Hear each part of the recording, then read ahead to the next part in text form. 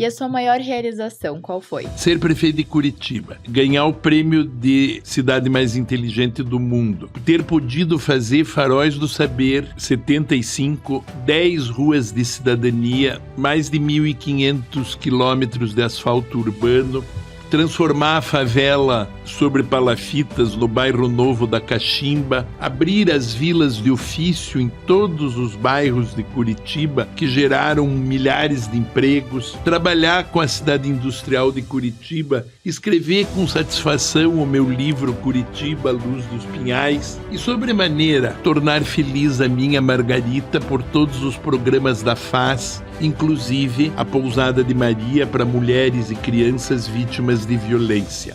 Viva o Paraná! Dentre os astros do cruzeiro, és o mais belo a fugir. Olha. Paraná, serás luzeiro, avante, avante, para o porvir.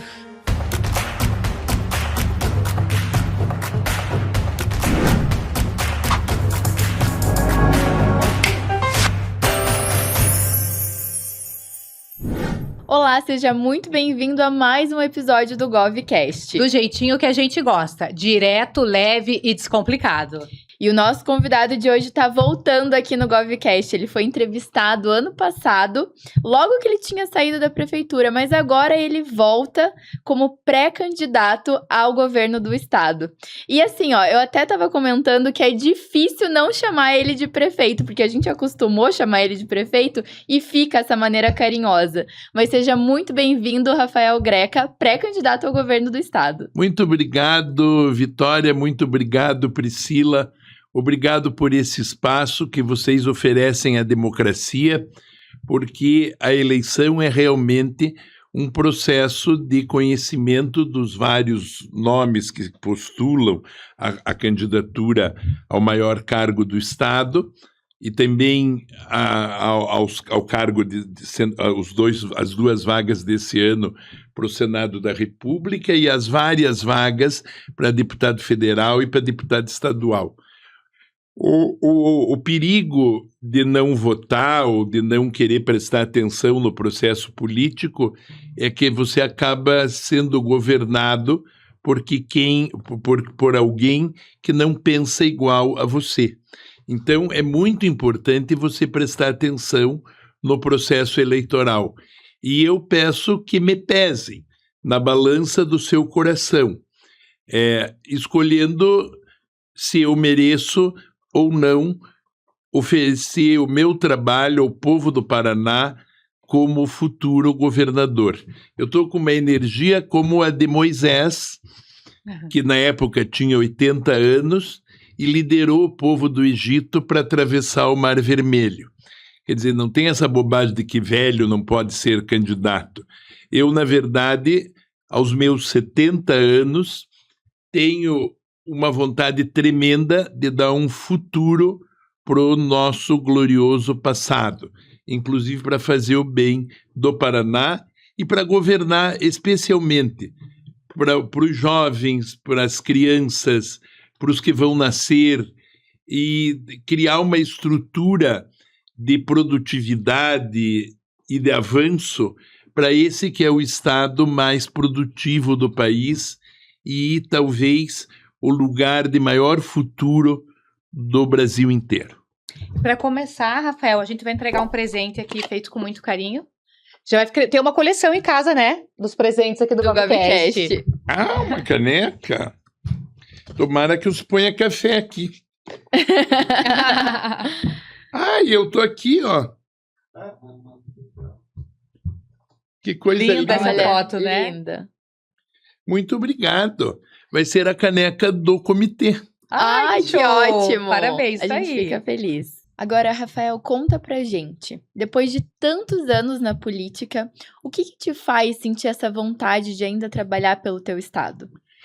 A vontade de fazer. Porque eu acredito que nos dias em que nós fazemos o bem, nós existimos, nos outros dias nós apenas duramos. Então, fazer o bem é a melhor forma de, tendo ideias, renascer todos os dias. E também cumpri o ideal que foi sempre o ideal amoroso da Margarita e meu pelo nosso Paraná. O mesmo ideal amoroso que era do meu pai, o engenheiro Eurico da Che de Macedo, a minha mãe, que era Terezinha Greca de Macedo, que era professora. Meu pai era um engenheiro de estradas e eu cresci andando pelo interior, comendo muito poeirão, às vezes no Jeep do DR, do Departamento de Estradas e Rodagem, vendo estradas serem abertas. Inclusive a Rodovia do Café, que liga Curitiba a Londrina, eu participei da inauguração ainda como piazão, levado pela mão do meu pai. Então, o que eu vejo é que a minha carreira pode ser arrematada por um grande trabalho em favor das 399 cidades do Paraná, onde eu vou colocar o meu coração de prefeito para servir todas as prefeituras, as pequenas, as médias, as grandes, as metrópoles muito prósperas e muito inteligentes, como Curitiba, Maringá, Londrina, Cascavel, Guarapuava, Campo Mourão, Francisco Beltrão, Pato Branco, Umuarama, Jacarezinho, Paranaguá, ou as cidades médias, ou as cidades muito pequenininhas, como Barra do Jacaré, ou Porto Vitória, ou então Adrianópolis, ou então a cidade de Itararé, Barra dos Garças, todas as cidades onde a gente pode fazer o bem. Há cidades de 5 mil habitantes, há cidades de 50 mil habitantes, há cidades de 500 mil habitantes, e há a nossa Curitiba, a grande Curitiba, com 3 milhões e meio, quase 4 milhões de habitantes. Tudo isso tem que ser trabalhado de maneira que tudo isso gere infraestrutura e gere futuro. Eu penso muito no modelo do IPUC, que já tem 60 anos, Instituto de Pesquisa e Planejamento Urbano de Curitiba.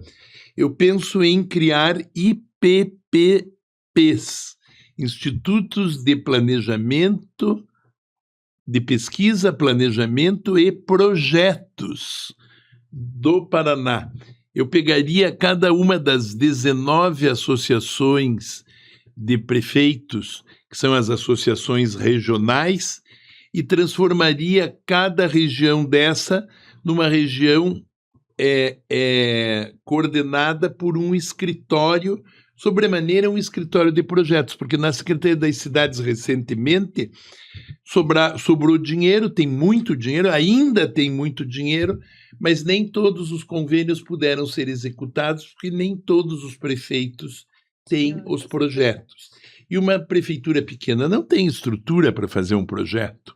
Principalmente nos moldes, assim, né, que é pedido. Que exige o novo direito, que exige a responsabilidade fiscal e que exigem os financiamentos internacionais, como esses que o Paraná tem, com o Banco Interamericano de Desenvolvimento, com o Banco Mundial, com a Agência Francesa de Desenvolvimento, com o Banco dos BRICS, ou o New Development Bank, o Banco da China, Índia, Rússia,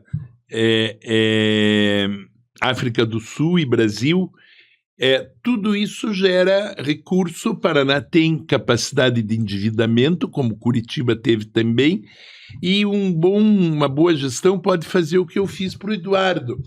Eu deixei para ele 8 bilhões e meio de dólares norte-americanos em projetos em execução. E, Rafael, pegando um gancho já, nessa questão de boa gestão, para você, o que separa uma boa gestão de uma gestão comum?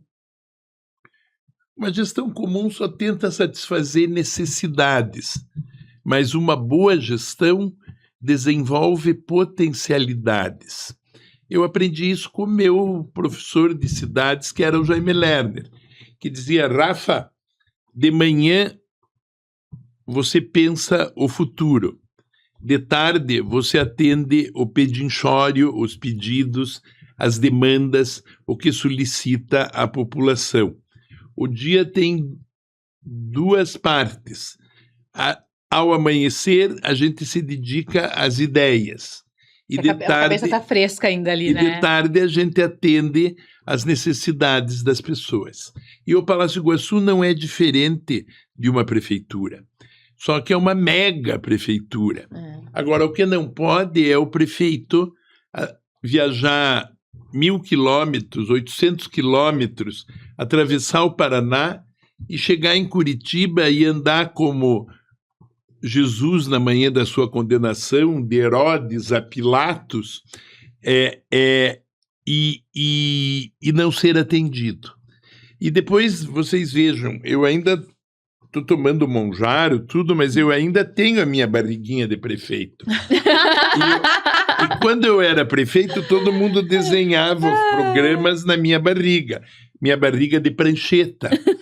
Agora, mesmo que tenha diminuído a inclinação da prancheta, eu quero oferecer a minha barriga, a minha cabeça, os meus neurônios, o meu tico e o meu teco, para ajudar o Paraná inteiro. E também tudo que está dentro de mim aqui, porque cultura é tudo aquilo que você sabe depois que você esquece tudo aquilo que aprendeu. É tudo que está dentro de mim. E quero oferecer também essa grande energia da inovação, que é o que nos fez ganhar o prêmio de cidade mais inteligente do mundo para a nossa Curitiba, naquela venturosa tarde de 9 de novembro de 2023, quando a Margarita estava do meu lado lá em Barcelona e muitos prefeitos do Paraná estavam juntos também na maior torcida, e nós todos juntos, prefeitos brasileiros também, ganhamos o prêmio de cidade mais inteligente do mundo, e no ano seguinte ganhamos de comunidade mais inteligente do mundo, ou comunidade de informação mais inteligente do mundo. Não basta ter ganho todos esses 175 prêmios internacionais, agora é 176, porque ontem no Rio de Janeiro, no Congresso Internacional de Turismo, Curitiba ganhou o prêmio de melhor destino turístico por conta daquele liceu de ofícios criativos, onde a Secretaria de Turismo de Curitiba, do lado da Igreja da Ordem, ali na esquina da Mateus Leme com o Largo da Ordem, faz programas de preparação das pessoas para o turismo. Nós preparamos chefes, preparamos guias turísticos, preparamos agentes de viagem, preparamos todas as pessoas para a grande função que é essa indústria sem chaminés, que é o turismo, e que exige conhecimento de informática, de marketing, de história, de geografia, de tradição. Isso tudo pode ser feito também para o Paraná. E, Rafael, você falou uma coisa muito interessante logo no começo da sua fala, que é a diferença entre as cidades, né? A cidade de 5 mil habitantes, 50 e 500 mil habitantes. Hoje o Paraná ele vem num crescimento histórico, né? De cidades se desenvolvendo e crescendo cada vez mais. Mas ainda assim, as cidades menores, elas estão se sentindo para trás, com um desenvolvimento um pouco mais demorado.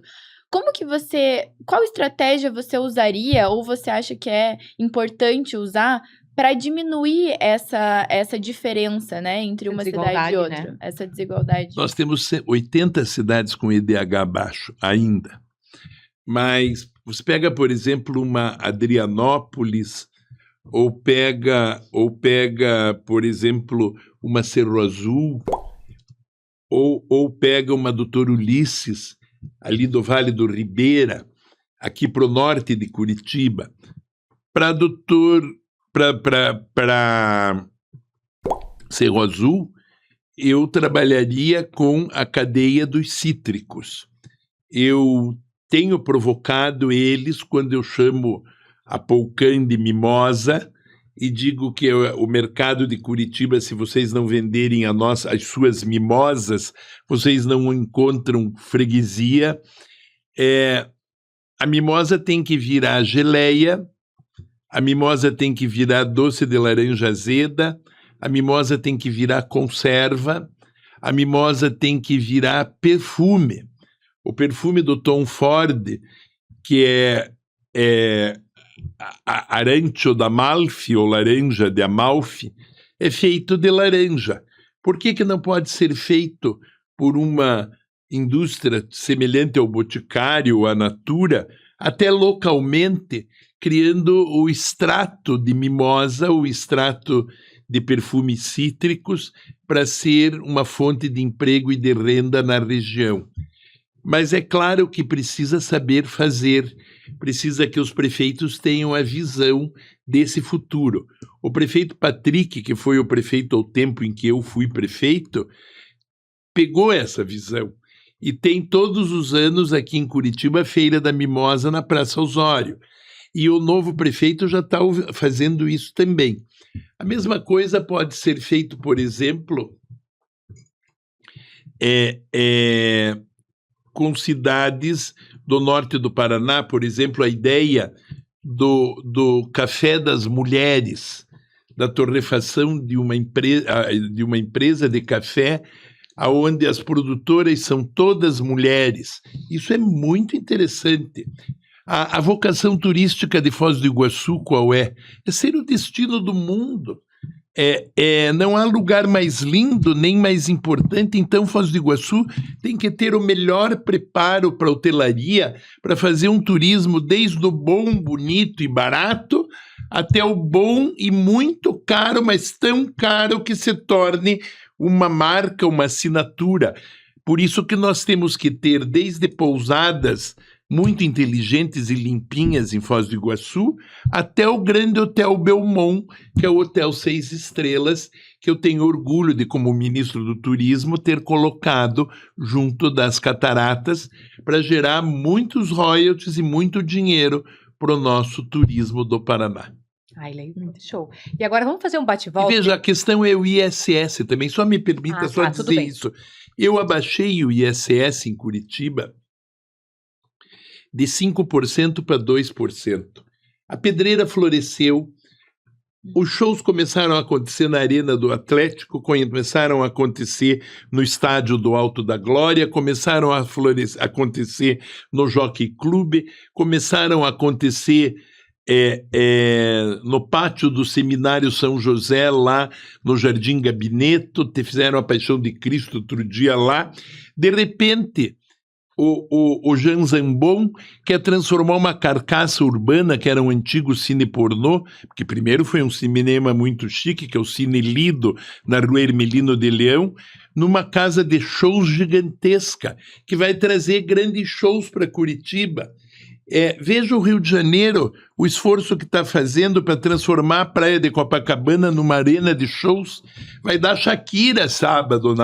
2 milhões de pessoas vão ver a Shakira rebolar com a Anitta na Praia de Copacabana. Então, essa visão do turismo como fonte de empregos e de renda é muito inteligente. Se não fosse assim, por que Roma faria anos santos? Desde 1300 fazem o ano santo em Roma, porque o Papa dá um perdão especial, abre portas sagradas para dar salvação aos cristãos, aos peregrinos, aos romeiros que andavam por toda a Europa até entrarem na Porta Santa e agora voam do mundo inteiro para entrar na Porta Santa, como aconteceu o ano passado. O que faz isso? Isso gera restaurantes funcionando, hotéis lotados, voos agendados, guias empregados, camareiras contratadas, força de trabalho multiplicada.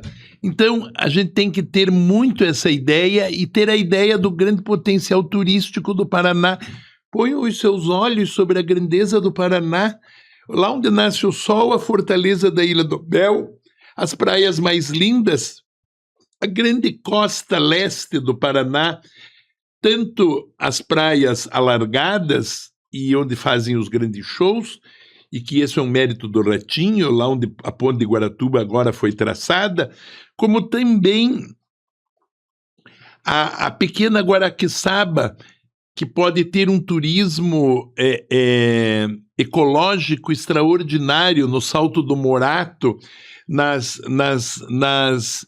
pequenas ilhas, onde as pessoas servem, a gente come ostras. O padre Gilberto de Guaraqueçaba, da Igreja do Bom Jesus dos Perdões, tá louco para me levar numa senhora que serve ostras na Ilha das Peças. Olha que legal.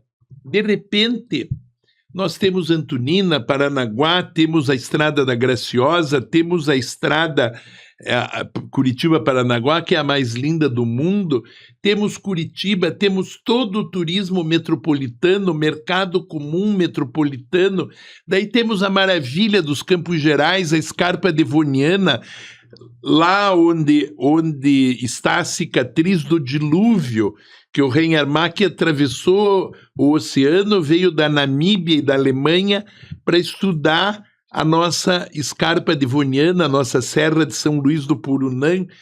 Depois a gente avança para um turismo das pousadas do café e pode avançar também para o turismo tropeiro, do Caminho dos Tropeiros, e pode avançar também para o turismo sofisticado da ecologia, lá no Segundo Planalto, onde ainda andam os lobos-guará e aonde voam os urubus reis e as águias cinzentas.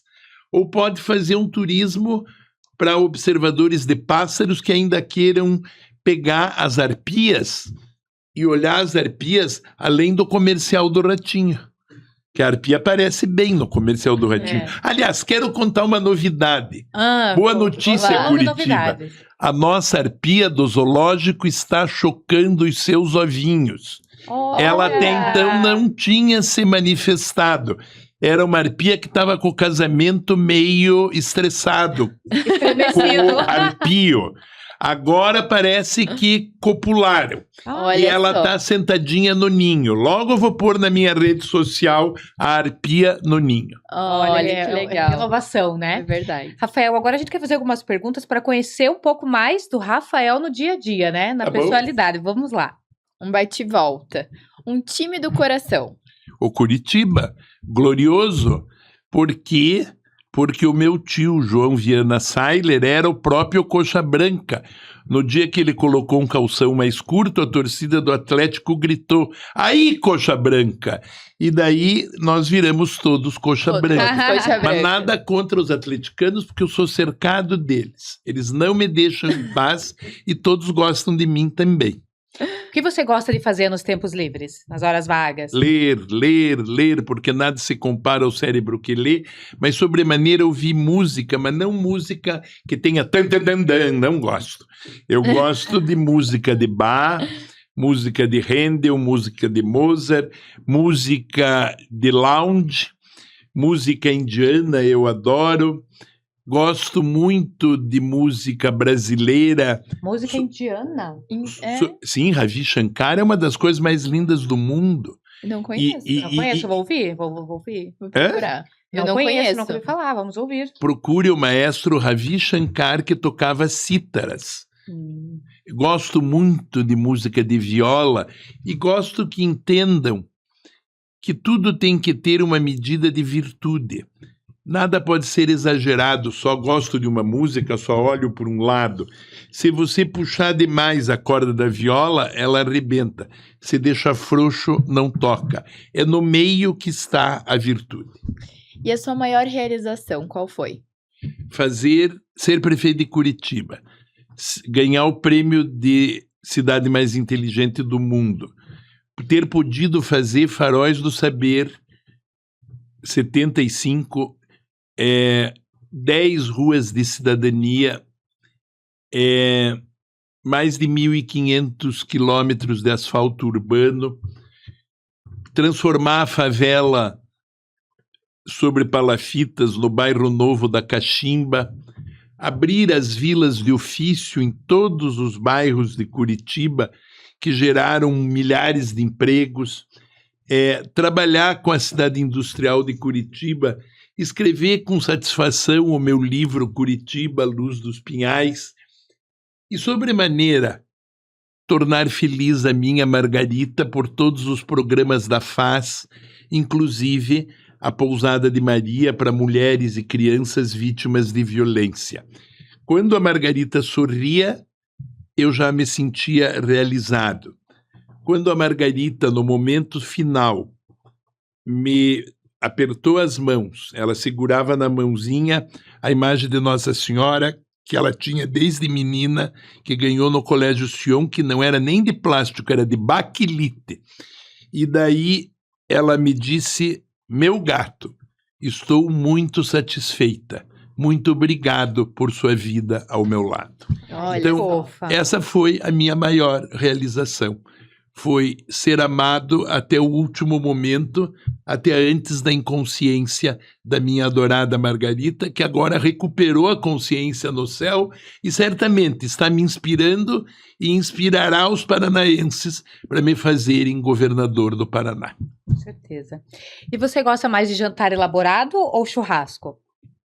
Ah, eu gosto muito de churrasco, mas eu não sou tão carnívoro, sabe? Aham. Eu gosto mais de sushi do que de churrasco. Aí sushi. Eu acho que dá mais descanso para o estômago também.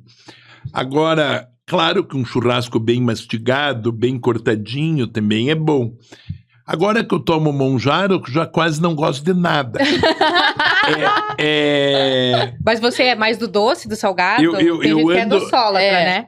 Eu gosto muito mais do salgado do que do doce, mas depois de um churrasco precisa um pudim de leite da mãe. Ai, Mas sabe como eu como pudim? Eu espremo limão azedo em cima. É uma receita de uma senhora muito elegante da cidade de Pelotas, que é a cidade dos doces portugueses mais doces do mundo. O doce mais doce que o doce de batata doce é o doce de pêssego de Pelotas. A Antoninha Oliveira Sampaio, que é uma senhora muito elegante de Pelotas, me ensinou a, nos doces portugueses, ambrosia, pudim de leite, você exprimir um limãozinho azedo, um limão Tahiti em cima. Isso dá um sabor agridoce pro doce e fica uma maravilha. Nossa, eu Como vou os provar. alemães- Eu amo. Ela- Meu doce daqui é- preferido é pudim. Como os alemães fazem, que colocam pimenta nos doces. Olha. Por isso que tem a Sachertorte, que é a melhor torta das tortas alemãs. É uma torta com pimenta, que era servida em Viena e era a preferida da Imperatriz Elizabeth de Baviera, aquela que comia pouco também, só comia essa torta, eu acho, porque ela tinha uma cintura minúscula. E ela não tomava monjaro, mas ela mandava colocar no seu prato comida de porcelana para ela não ter que comer nos banquetes. Olha. E Rafael, conta pra gente, quem é Deus pra você? É o dentro da gente, a nossa energia, a nossa chama interior, o Espírito Santo que habita em nós. Que Deus é o amor, mas antes de ser o amor, é a expressão do Evangelho dentro de nós. É o sentimento de que o que a gente não dá, a gente perde. Aquilo que não se compartilha, se perde, diz a divina sabedoria. Deus é um objeto que pode ser alcançado por todos os dedos de uma mesma mão.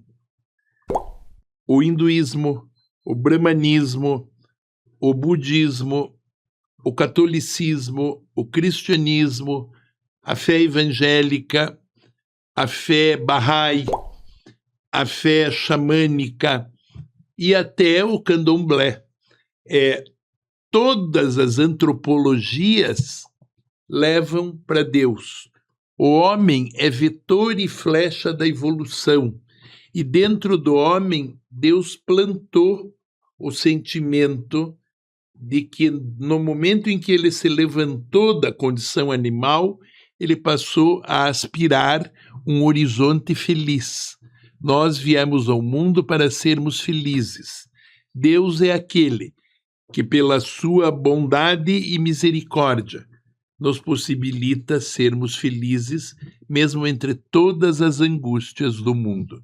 Deus é mansidão, é compaixão, É a oração inteira de São Francisco, é dando o que se recebe, é perdoando o que se é perdoado, é amando o que se é amado, mas sobremaneira, Deus é luz, e luz tem que viver na nossa frente e dentro da gente. Ai, maravilha, show de bola. E, Rafael, eu quero falar um tema agora, um assunto que é saúde, que é muito delicado e muito comentado, né? O Paraná, ele está muito bem nos rankings de saúde, né? Mas a população, ela ainda reclama de filas, da demora por espera por especialistas. Onde você acha que está esse gargalo real da saúde no Paraná? Primeiro, nós tivemos recentemente a pandemia. Nos 3 anos de pandemia, as especialidades médicas foram todas congeladas.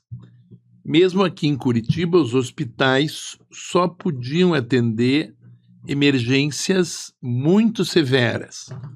A preferência era para ter os lugares de UTI para quem estava com o vírus corona e com as síndromes respiratórias que levavam à morte por afogamento ou por asfixia. Quando a pandemia acabou, os mutirões de especialidades médicas começaram a ser feitos pelas prefeituras, pelos governos, pelos hospitais, pelas clínicas particulares. E é claro que a fila das especialidades médicas cresceu. Mas os governos estão fazendo frente a isso e o tempo de espera das especialidades médicas aqui em Curitiba já está diminuindo. E eu tenho a impressão que o dever do Estado é criar o SUS paranaense com serviços de várias especialidades em todas as 20 maiores cidades do Paraná, pelo menos. As 20 maiores cidades do Paraná, pelo menos. Também devemos usar em convênio a rede de hospitais particulares através de verbas generosas de SUS e de custeio de SUS. Uhum. Eu acredito no SUS. Eu gosto do SUS. Eu conheço uma advogada e um advogado de Curitiba. Ele teve um ataque cardíaco seríssimo em Miami, nesse paraíso dos brasileiros que acham que o Brasil não serve para nada, e lá ele não tinha SUS, porque nos Estados Unidos não existe SUS. E começaram a fazer preço sobre o que precisava ele para ser salvo. E ele foi socorrido, e a conta foi crescendo, e foi crescendo, e foi crescendo. Quando eles tiveram que vir embora, eles ficaram malditos, não podem nunca mais entrar nos Estados Unidos porque não pagaram a conta do hospital. Então, mesmo gente de classe média, se não tiver SUS, fica endividado e morre pobre. Ou tem que vender a casa para poder pagar o médico. Então, é muito importante entender que a saúde é um direito universal e trabalhar nisso como uma estratégia e uma estrutura de governo. A outra coisa que tem que... Mas vamos dizer, então isso é uma coisa de esquerda? Não, é uma coisa do coração, é uma coisa da vontade de servir e atender as pessoas. Como fazer estradas e cuidar dos portos, e no meu caso terminar a linha verde, foi uma coisa de direita. Eu, prefeito, fazia tanto SUS como infraestrutura, tanto cultura como atendimento a mulheres vítimas de violência, como subsídio para o transporte coletivo, para fazer com que o povo não tivesse que pagar um preço abusivo pela passagem. Então, nós não podemos agir como o Estado, como um corpo que de repente tem um derrame e só trabalha com o lado direito, ou tem um outro derrame e só trabalha com o lado esquerdo. Nós temos que trabalhar com o corpo inteiro, nós temos que trabalhar com o coração, nós temos que trabalhar olhando para o alto e nós temos que trabalhar pela direita e pela esquerda. Nós temos que trabalhar no centro. E, de preferência, nós temos que juntar as mãos, a direita e a esquerda, e olhar para o alto e olhar longe para que o Paraná cresça e seja grande, para frente e para o alto. Continuando ainda nesse assunto de saúde, Rafael, quero fazer até Teve um prefeito, né, inúmeros, mas o último prefeito que a gente entrevistou, que a gente falou com ele sobre saúde, que é um apelo muito grande da sociedade, tá? E ele até comentou conosco aqui que hoje a sociedade não sabe diferenciar o que é UPA de uma UBS. Muitos vão para a UPA, né, com demandas que poderia ser atendido na UBS. Né? Então, o vídeo... Ele ainda é prefeito? Ele ainda é prefeito. Vamos mandar o desenho animado para ele, que a gente colocava nas minhas redes sociais. Me dê o telefone dele, que ensina o que é UPA e o que é UBS. Para a população. Unidade Básica de Saúde é a porta. A especialidade e a emergência é a UPA. Sim. E o hospital é a emergência absoluta. Sim. E o que a população comentou muito nas redes sociais, porque as redes sociais hoje é um termômetro, é o caminho onde a população consegue questionar e conversar com o gestor, tá? O que acontece hoje? As pessoas, na UBS, eles distribuem senhas. Primeiramente, o trabalhador... 4 fitas. Eles distribuem senhas na UBS. Distribuem 4 fitas. Não, na UBS, não na UPA. A UPA tem a fita, porque que ela vai separando a categoria, se é... Isso. Né, tem as cores. Mas na UBS, a população, o que ela tem que fazer? Ela tem que ir 5, 6, 7 horas da manhã e lá pegar uma fila para agendar para de tarde. E parece-me que é 10 ou 15 ou 20 senhas por dia. Então, para bairros super populosos, isso é baixo.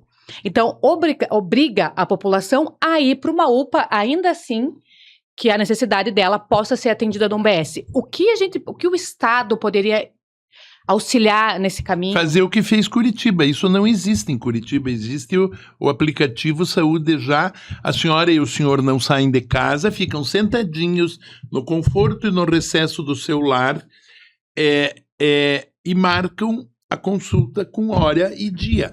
Porque nem no médico particular mais sofisticado, na clínica mais elegante, as pessoas chegam e dizem: estou chegando e quero ser atendido. Isso não existe. Não, tem tudo por aplicativo. Inclusive, se você for num pronto atendimento de um hospital chique, tipo o hospital do Batel, ali o hospital... Vita, não. Santa Cruz. O Santa Cruz, você tem que... O Rio nasceu no Santa Cruz. Mesmo no pronto-socorro do Santa Cruz, você espera. Sim. No pronto-socorro do Marcelino Champagnat, você espera. O Marcelino Champagnat tem uma virtude, são 2 hospitais juntos. Pro SUS é o Cajuru e pro não SUS é o Marcelino Champagnat, mas os mesmos médicos atendem um e outro, por esse convênio que a PUC tem com a prefeitura de oferecer o melhor atendimento possível para todas as pessoas. Então, prestem atenção, quando eu fiquei doente e tive uma septicemia e tive que ser operado de emergência, o barrigueiro que me operou era do Cajuru, não era do Marcelino Champagnat, porque o médico que sabia resolver a septicemia era do Cajuru. Agora, eu paguei o serviço dele como se fosse como particular. Uhum. Então, o importante é ir no lugar certo, na hora certa. Nós temos também o 3350 4.000, daqui a pouco, veja o número, porque já faz tempo que eu deixei de ser prefeito, faz 1 ano e meio, e esqueci o número, que eu sabia de cor. Tem o Telesaúde, que é um serviço da Prefeitura de Curitiba que o Paraná inteiro pode usar. 3350-9000, viu? A minha cabeça ainda está boa. Você pode ligar para ele, até gente de todo o Paraná pode ligar, pede a orientação, o que está acontecendo com você, com a criança, com a família, e daí vê para qual serviço deve ir. Agora, no caso de Curitiba, Se o médico que faz a teleconsulta vê que é uma emergência, manda o SAMU de cara já. Já vai de ambulância direto para o hospital, não vai nem na UPA. Agora, Mas, por exemplo, se, a UPA tem se é uma gripe, ele consegue fornecer a UPA não é lugar para quem não Como é tem que o que é? fazer. é uma receita? Sim, a Já UPA consegue- não é um lugar para quem não tem o que fazer. A UPA é um lugar para atendimento médico. Existe o protocolo de Manchester. A fita vermelha é a emergência absoluta, a fita amarela é a emergência que pode esperar um pouco, a fita verde é a doença crônica, tipo diabetes, tipo dor nas costas, que pode esperar uma consulta mais tempo, até 4 horas, nunca mais que 4 horas, e o azul é aquela pessoa que não está sentindo nada e que precisa voltar para a UBS, para daí ir lá buscar todos os remédios. Curitiba dá todos os remédios. Eu inventei a farmácia curitibana e vou fazer o remédio na mão, que é o programa estadual de medicação. Agora, não pode também você ter um ataque de hipocondria e chegar na UPA como quem chega na farmácia perguntando qual é a novidade. Tem algum lançamento aí?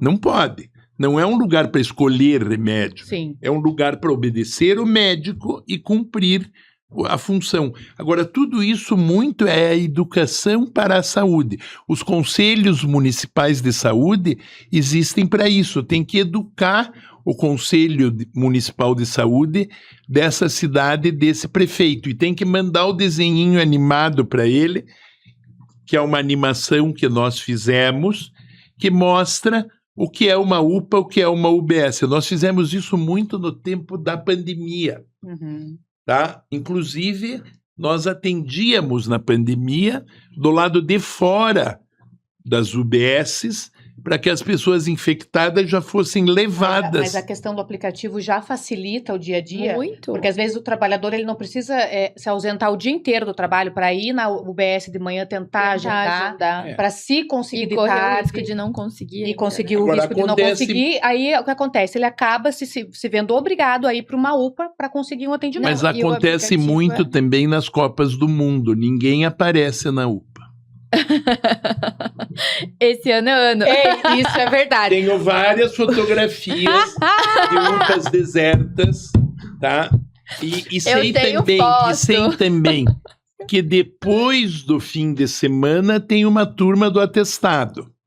Ou Agora- antes do feriado, o pessoal começa a aparecer com dor de barriga para pegar uma semana, ou conjuntivite, né? Agora eu já fiz podemos também, pelo teleconsulta, dar atestado. Por telefone e por computador podemos dar aí, atestado. Olha aí, ó. Show. Vamos acelerar. Rafael, deixa eu te perguntar outro assunto que está sendo bem comentado nas redes sociais, que é sobre as APAES. Muitas famílias estão com medo da extinção das APAES, e extinção, né, a APAE, ela só existe por conta do estado do Paraná, que faz esse repasse para as escolas especiais, onde as crianças especiais podem estudar. E existe hoje em trâmite uma ação que quer extinguir as APAES e colocar essas crianças especiais nas escolas comuns. O que você acha? Para você, é importante essa inclusão das crianças especiais na escola comum? Eu sou totalmente pela inclusão, mas eu acho que nós podemos buscar uma medida de virtude. Eu fui o primeiro prefeito, na minha primeira gestão, que levou crianças especiais para uma escola regular. A Margarita e eu fomos na escola regular com a criancinha especial, ver o primeiro dia de aula dela e como ela reagia e como a professora, a atendente, atendia a classe de maneira a não atrapalhar a vida das outras crianças. Observamos como as crianças gostam de conhecer um diferente deles e como elas aprendem com a diversidade dos outros e com as deficiências dos outros e como aprendem a não fazer bullying. Agora, é claro que há níveis e níveis de TDAH, há níveis e níveis de autismo, há níveis e níveis de excepcionalidade.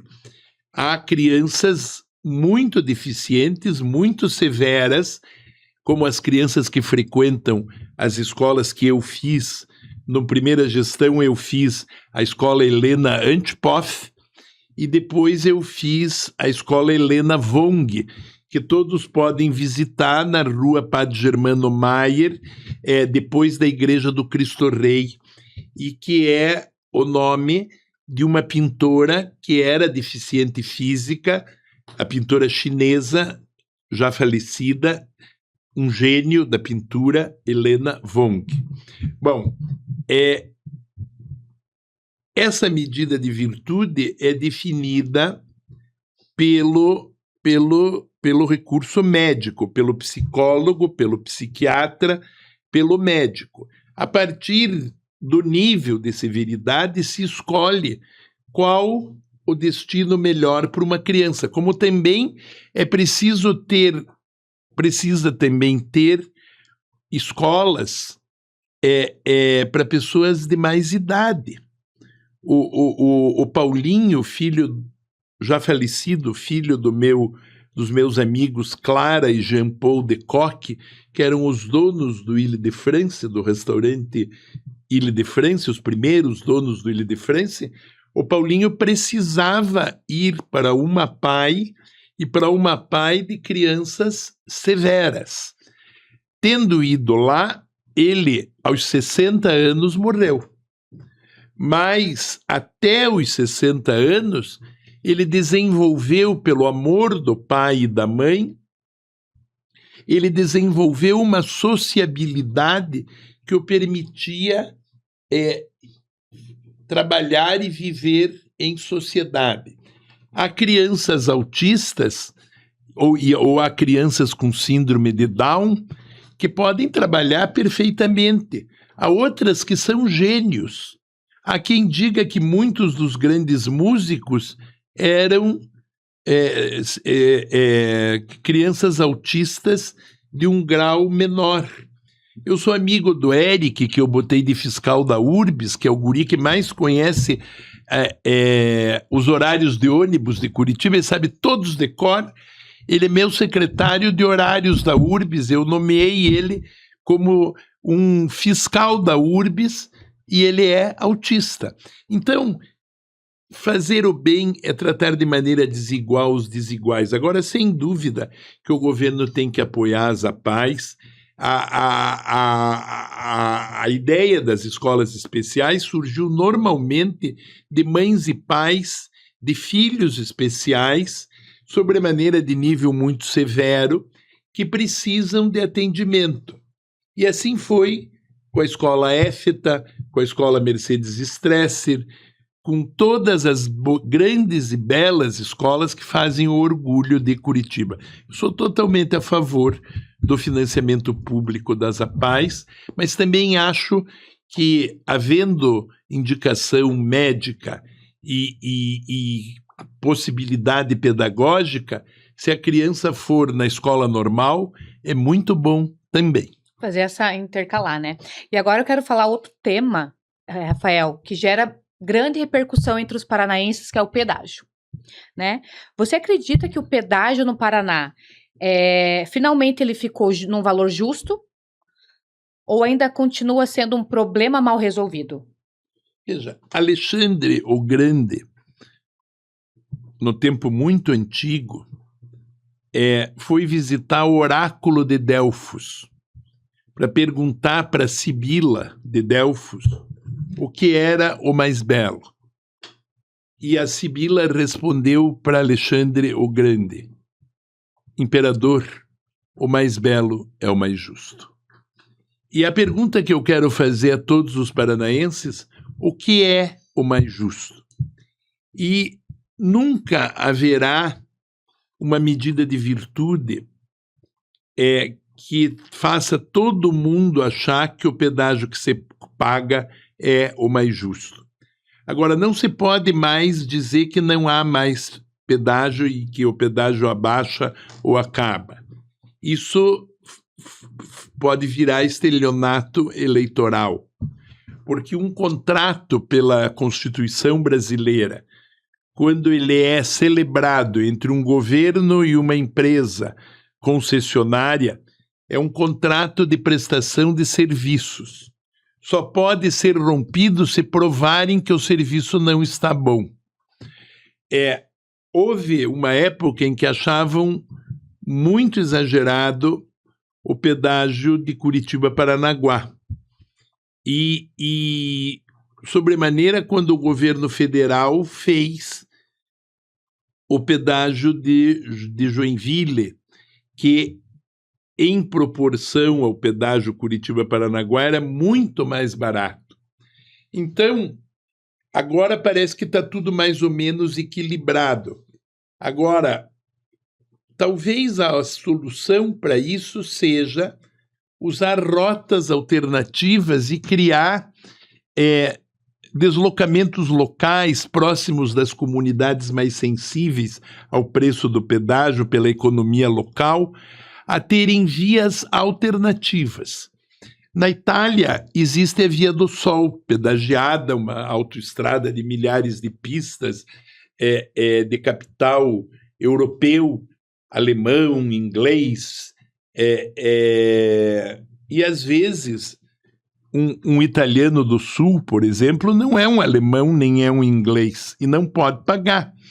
Então, a Itália fez, paralelos aos trechos de pedágio, o uso das antigas estradas romanas. Então, paralelo à Estrada do Sol, na Itália, tem a Via Salária, que vem, a palavra vem dos romanos, não é de hoje, vem do salário, que os soldados eram pagos com sal, por isso é que vem a palavra salário. Uhum. A Via Salária é uma via paralela à Rodovia do Sol. Pode ser uma ideia muito interessante para ser aplicada, mas tem que ser muito bem estudada dentro dos contratos de equilíbrio de cada contrato de pedágio. Um governador não pode tudo.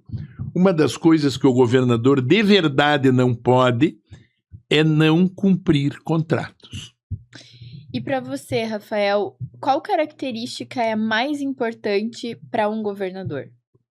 O amor. O amor é a condição da missão. O espírito público, a vontade de fazer, a inquietação com o que não está bem feito, a vontade de construir, de ir adiante. Por exemplo, eu fui ver a Agrária. A Agrária é a mais linda das cooperativas do Paraná. É dos Suábios, lá nos campos de Guarapuava, entre o Rio Jordão e o Rio São Jerônimo. A Agrária tem 5 colônias. A colônia principal, que é a Vitória, tem saneamento básico. As outras 4 ainda não têm. Então, o Paraná não está pronto. Mesmo o cenário mais lindo, quando você olha a Agrária, você pensa que está no country club. Mas as casas de algumas colônias ainda têm fossa. E fossa pode vazar e pode dar doença. Então, ainda há muito a ser feito. Nunca um estado fica pronto. Nunca uma cidade fica pronta. Essa turma que causa na internet se especializa no que ainda não está pronto. E, na verdade, nem Curitiba está pronta. Então, muita coisa ainda precisa ser feita. E é para isso que existe eleição e existe o dia seguinte da eleição, que é para começar a trabalhar e fazer tudo o que ainda pode ser feito da melhor maneira possível e com muita vontade de fazer, porque o que não se faz não existe. E o que você acha, no teu ponto de vista, qual que vai ser o maior desafio do próximo governador do estado? Bom, no primeiro momento é mostrar que pode ser tão eficiente como o Ratinho, tão atento e tão solícito como ele. num segundo momento, nós temos que olhar para o horizonte futuro do Paraná. Temos que olhar a leste para o Porto e temos que olhar a oeste para os grandes rios, Iguaçu, Piquiri, Ivaí, Tibagi, Paranapanema, Ribeira de Iguape, Rio das Cinzas, que precisam ser todos ecodistritos, grandes áreas de sustentabilidade. E temos que colocar na nuvem o cadastro ambiental rural para provar às comunidades europeias que nós temos o agronegócio mais sustentável do mundo, porque nós já temos 240 mil propriedades rurais com cadastro ambiental rural que provam que 20% de área de floresta está conservado e que do lado dos rios também 50 metros, 25 de cada lado está conservado, ou 15 metros, dependendo do tamanho do rio. Quando nós tivermos todas as 500 mil propriedades rurais do Paraná na nuvem e no cadastro ambiental rural do IAT, nós vamos poder mostrar que a Europa é capaz de reconhecer que o Paraná tem muito mais Mata Atlântica do que os 37% que hoje eles reconhecem nós temos. O Paraná é o lugar mais sustentável do mundo. O Paraná é uma terra de homens livres, de colônias de imigrantes estrangeiros, de muita gente muito trabalhadora, e o Paraná é, hoje, o grande celeiro do mundo, é o supermercado do mundo. Agora, o grande desafio é superar os gargalos. Por exemplo, o gargalo da estrada de São Luís do Purunã, onde um acidente por dia quase acontece e tranca a estrada e tranca a veia, artéria de abastecimento do Paraná. O gargalo é de um deslizamento na encosta da Serra do Mar. O gargalo da ferrovia Ferroeste ainda não está totalmente pronta. Ela começou a ser sonhada em 1873 pelos engenheiros André e Antônio Rebouças. Eu tenho o mapa de 1873 assinado pelo Antônio Rebouças, que eu recolhi e coloquei na Casa da Memória de Curitiba.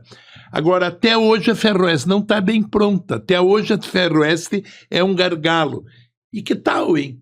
Se a gente ousar sonhar numa licença poética, numa Ferroeste que, ao invés de entrar na estrada de ferro Curitiba-Paranaguá, entre até a boca da serra, até a borda do campo, e jogue os grãos numa cascata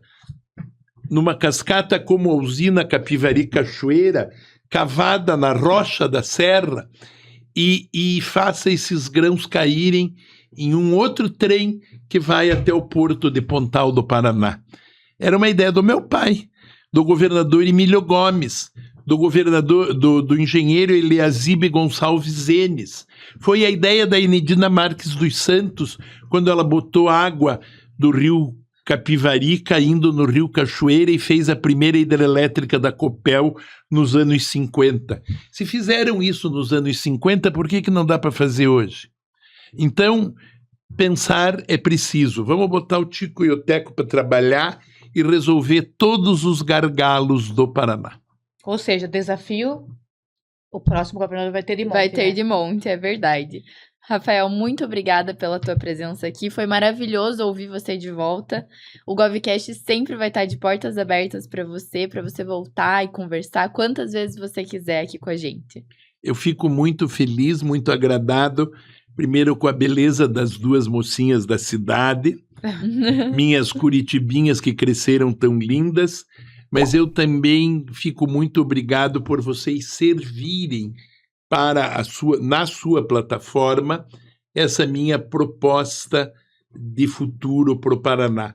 É importante que todos venham e coloquem aqui as suas ideias para que a gente possa dar um futuro para o nosso glorioso passado. O passado é o que já passou. O futuro é o que ainda vai acontecer.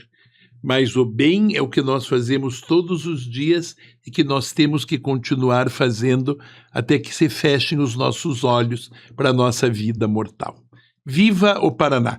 Dentre os astros do cruzeiro, és o mais belo a fugir. Olha. Paraná, serás luzeiro, avante, avante, para o porvir. Eu quero dizer o seguinte, aos Greca Lovers que me contatem, me compartilhem, me divulguem e contem para os que ainda não me conhecem quem sou, como sou e o bem que lhes quero fazer. Viva o Paraná! Viva o Paraná! Obrigada, um abraço. Para você que nos acompanha, curte, comenta, compartilha, se inscreve no canal e fica ligado no próximo episódio. Tchau!